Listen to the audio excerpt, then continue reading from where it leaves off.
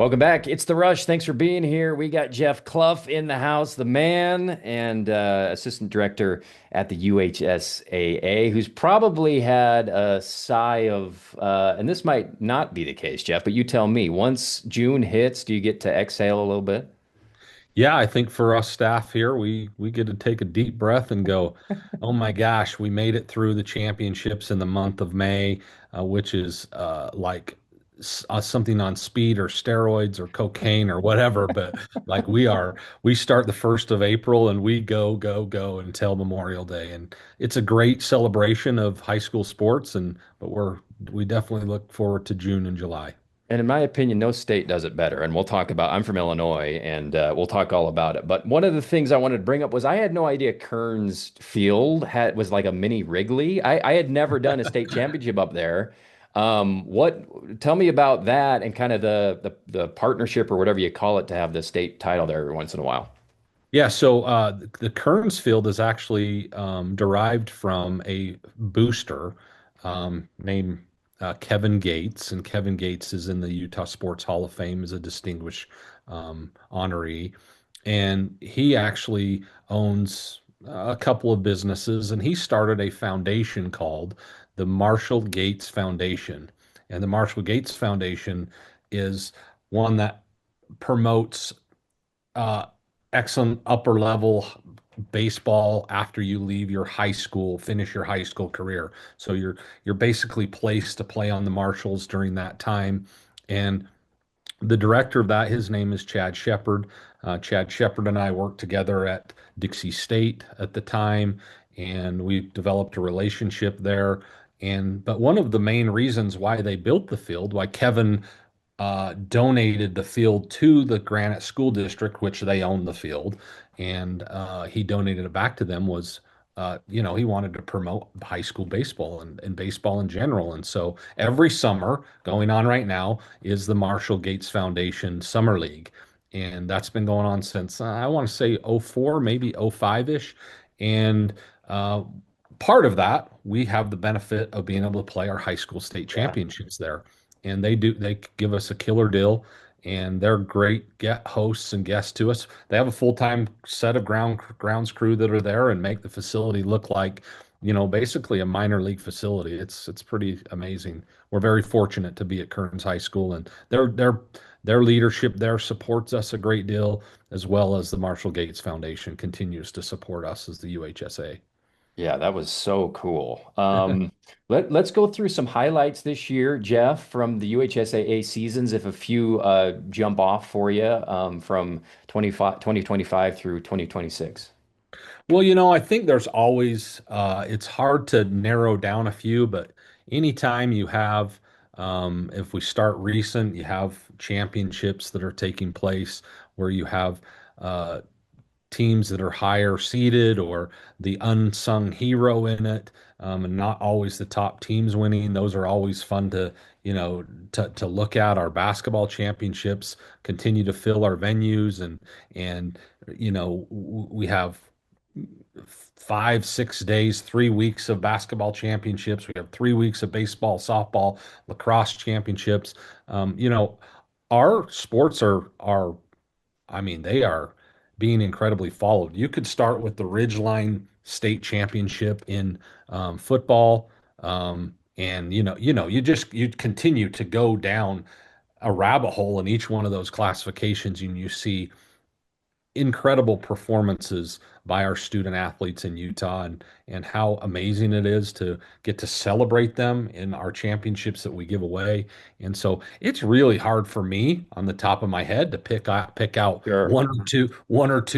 um, one or two championships, but it's you have Spanish Fork in the baseball, who was a 22 seed last year, won the state championship. Come back, and they battled their rival Maple Mountain, and they had to go back and forth, and they ended up sneaking away with one. Where you have a champion like American Fork, who they were the probable cause. Lacrosse and Park City. in their classification, they're just really good at lacrosse in both sports, and they continue to dominate that. And we have those one-offs in lots of our different sports, but how great was the basketball championships? I mean, every single year we get to play at a venue like the University of Utah, and our kids are so fortunate to be able to play in those venues. And those the winners of those championships are, I mean, they earn that. I mean, 3 games in a week and in a short time span, that's a tough run for any team to put that together. What is your evaluation or opinion of kind of the let me start by saying that I think Utah classification, how many teams are in per classification, is right on the money because there's upward mobility, there's a chance for everybody. I was saying I'm from Illinois, the classifications are huge and you have no chance. Like there's Right. 100 per classification or whatever. I love the way you look at these pro leagues, everybody has about 30 teams, and that's kind of where most of these classifications are bordering on. Yeah. But give me your evaluation of that aspect of Utah high school sports, just the size of each classification. Well, I think it started from, and many people may not know that we realign our schools every 2 years. We Hmm. have 163 member schools. We have about 140 that play most of our team sports. The other 23 are hit and miss, but they're usually in our activities. But you have about 140 schools aligned across that, and then you take the football classification, and we have 116 somewhere in there. And so I think for our regular alignment, which is all of our other sports, we start at the top and we go down. So we pick out the first this past year, this past alignment, it was just 17. Then we put larger numbers in our 5A and 6A classes. Our 13s, our 3A is another small classification.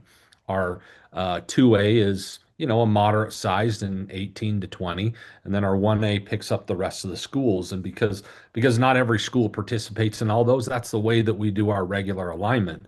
And so we're right in the process of figuring out what our formats and procedures are going to be for our up next set of alignment, which will take place in November, December, and have the new ones announced in January.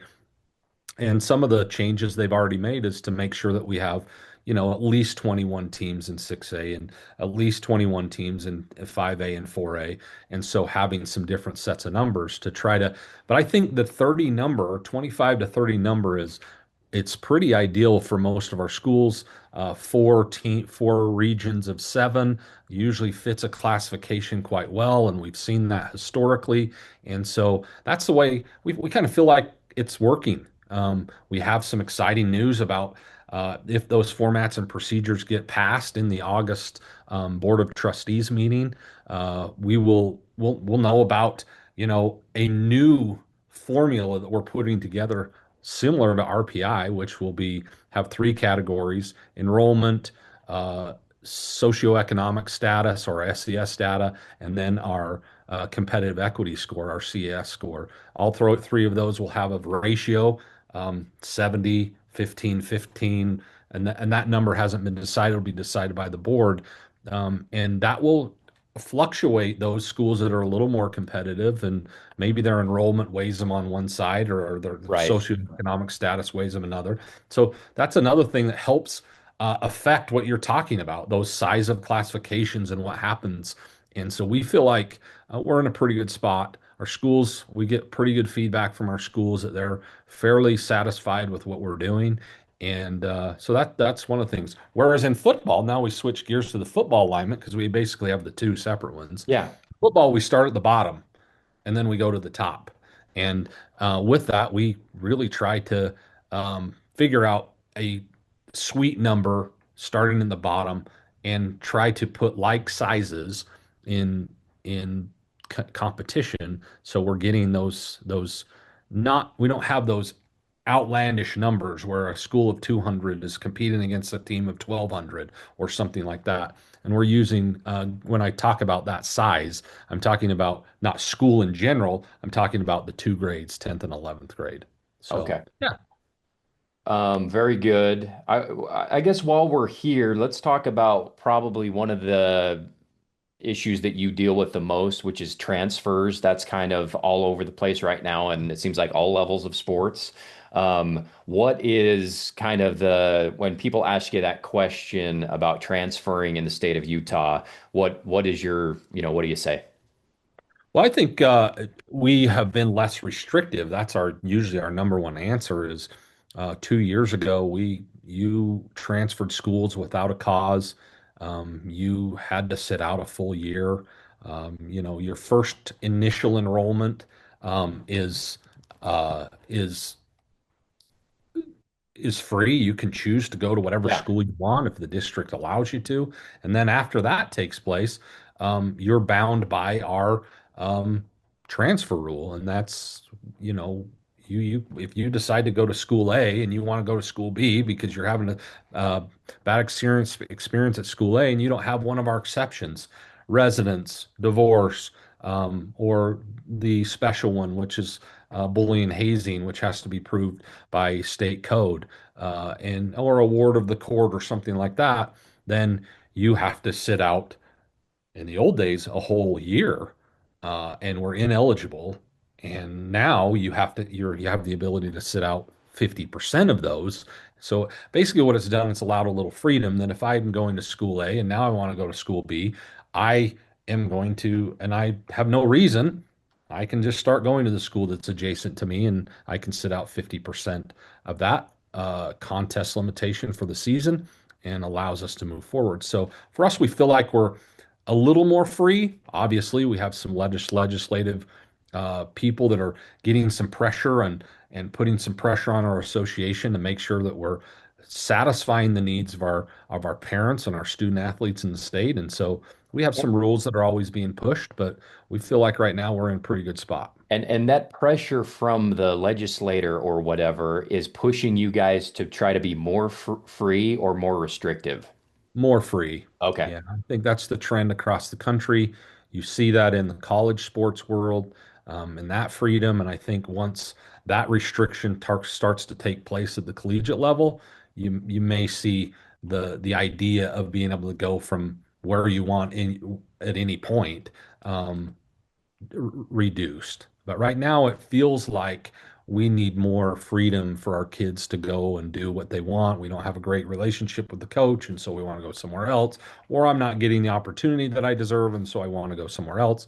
And it goes back to the idea of school choice, which is a legislative action. It's in statute that kids get to choose where they want to go to school, whether it's by academics um, or by sports on their first time. But if I want to be academically change schools, I can go from school A to school B as long as I'm accepted there, and they allow me to do that. So yeah, Sure. it's a very complex thing, but Yeah. we feel like we're in a really good spot. Okay. And the feedback is probably 50-50. You'll have schools, I'm assuming, who might be like the old city schools saying, hey, we need more restrictions. And then you'll have the newer schools saying, actually, we kind of like more freedom. Is that kind of the breakdown, Jeff? I'm assuming. Yeah, it's probably 50-50, and I think you could really take a snapshot of our schools in general and see, okay, look, we have rural schools, we have our urban schools, and that's really the difference is what abilities do or what frequency do kids change schools?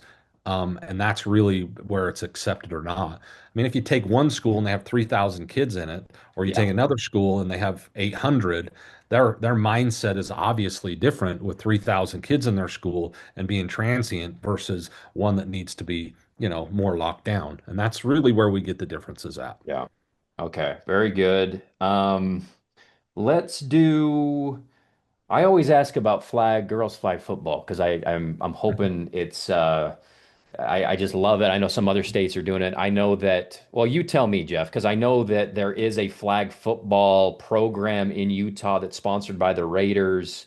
And just take it away. You tell me where that's at. Okay, yeah, absolutely. So, last year was the first year of the Utah Girls Flag Football League, and that is an independent club and they did receive some help from the Las Vegas Raiders. There's an NFL initiative to drive programs, flag football programs into high schools, and you know they help negotiate that. They give some funding for it. There's some grants that are available to different schools if they want to. We had 8 teams in Utah. And I think you're going to see that continue to grow and continue to exponentially grow. Like if you look at the state of Georgia, they've had girls flag football for 8 years. In the state of Nevada, right adjacent to us, we have they've been doing it, I believe, for 7 years. And so, you know, what season? Then all the questions happen. What seasons do you play in? What else is going to Yeah. be affected by it? How many kids in that specific classification or in that specific sport are going to have to come from a different sport? And so, is it really only a larger classification sport? Or can it work in rural areas? So, like the state of Montana is in their third year of having it, and they're not a sanctioned sport. They still have the clubs, but their state association office and is help running it. And you know, you see volleyball teams and flag football teams coexisting at the same time. And so, you know, I was just at a retreat about girls flag football, and to kind of give you an update where we as an association are as a sanctioned program, we have an emerging sports program in Utah. And so they weren't in the last one. And so it's 2 more years before that would be able to, they would be eligible to add it as a sport. But that doesn't mean that we can't help facilitate and work with the Raiders and the NFL and different things to help our local high schools, making sure that they're building a program that can be beneficial to the girls in the state. So, yeah. Excellent. Great update there. Um, don't mean to put you on the spot, but is there any other new stuff in the UHSAA, you know, in the upcoming year, something that is worth talking about, Jeff?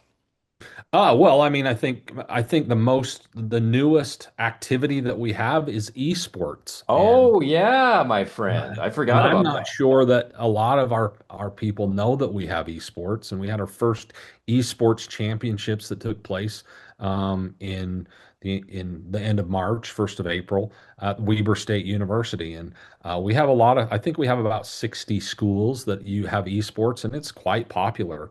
And I think you're just going to see it continue to grow. Jan Whitaker is the director of esports for the office, and she's seen it from its infancy, and it's a great thing for a lot of kids. Larry, I'm talking to my producer now. We need to book an esports champion on the show. We've dropped the ball on that one, so we'll do that this summer. Um, and then, Jeff, I know you did an op-ed or whatever they call it for the Deseret News recently about sportsmanship, and obviously you're the director that oversees the officials for the entire UHSAA, and you know are seeing this up close, probably closer than anybody. And I just wanted to ask you about that. Well, okay, so Carson Hilton is a he writes for the Deseret News, and he approached me and said, "Hey, tell me about some of the things that you're experiencing." We started talking about sportsmanship, and he wrote a really nice piece in the Deseret News that was he interviewed some officials and different people, and it's a really nice piece that talks about where our focus is at the high school level. Are we focusing on the officials? Are we focusing on the parents, and or are we focused on the experience that the student athletes are having? And as an education-based extension of the classroom activity that's happening for all of our kids, you Yeah. know, the number of our high school kids that are going to even play at the next level is so minute that we need to focus on what can we do to enhance their experience in their lifetime while they're attending high school. There are so many numbers about the advantage of participating in high school sports, and I think our new figures aren't out yet, but last year we had 114,000 student athletes in the state of Utah. Which is crazy because I think there's only maybe 160,000 students in general in high school. Oh And my so gosh. 114,000 of them are participating. It's a great, you Wow. know, we're very successful, whether it's in music or theater or Yeah. speech and debate, or whether it's in one of our sports. You know, and we continue to add those. Girls wrestling has been added recently. cheerleading, competitive cheerleading has been added. Boys volleyball is a recent add. And Yeah. so we continue to try to enhance the portfolio of what the Activities Association can add. And that's through our member schools because us as an association, we aren't anything without our member schools, and they're the ones who run and govern our organization. Excellent. Um, well, Jeff, hopefully we can get you on about every season to do a review. It's great to talk to you. Jeff Cluff, director at the UHSAA, joining us here on The Rush. A lot of great insight about what's going on, and enjoy the rest of your summer, man. Thanks for making time for us, and hopefully we can talk again soon. Thanks, Andy. Happy to be here anytime. Excellent. It's The Rush. We'll be right back.